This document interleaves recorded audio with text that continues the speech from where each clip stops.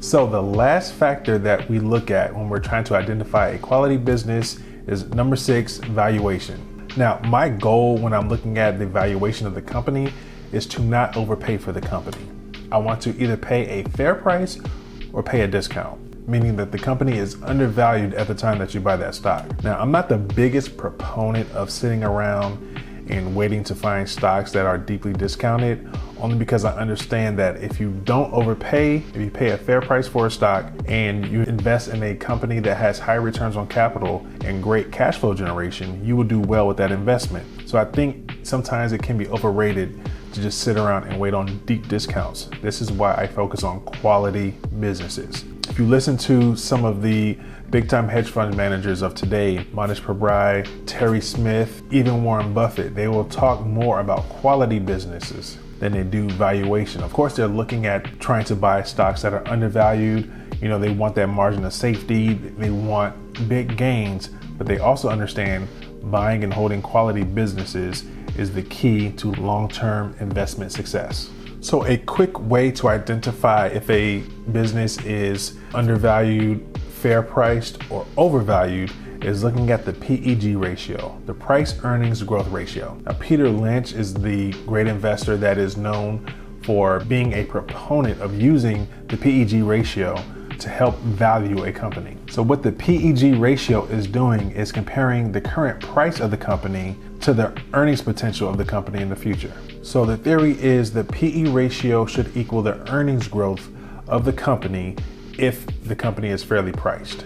If the PE ratio is higher than the earnings growth, you're probably looking at an overpriced stock. Subsequently, if the PE ratio is below the growth of the company, you're probably looking at an underpriced stock.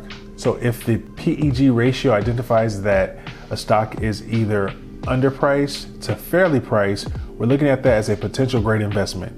If the PEG ratio identifies it as overpriced, even though it may be a great company, we do want to wait till that valuation begins to make sense for us because we don't want to overpay for the stock. So those are the 6 factors that I use to identify a quality business.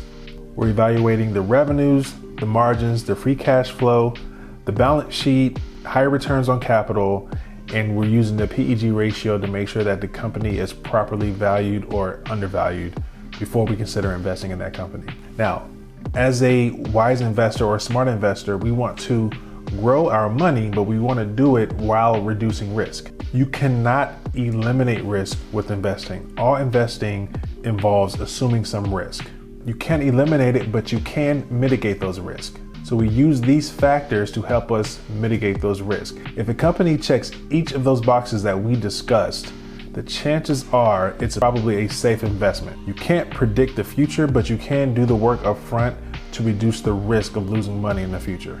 So using these metrics, I at least know that there's a strong chance that this investment that is growing their revenues, has a strong position in the market, great margins, has high returns on capital, can pay off their debt in 5 years, and is not overpriced, there's a great chance that that business will give me solid returns in the future at minimal risk. Thanks for joining me today. If this video was helpful to you, please consider hitting the like button and subscribing to my channel. Thank you. This has been Roadmap to Wealth.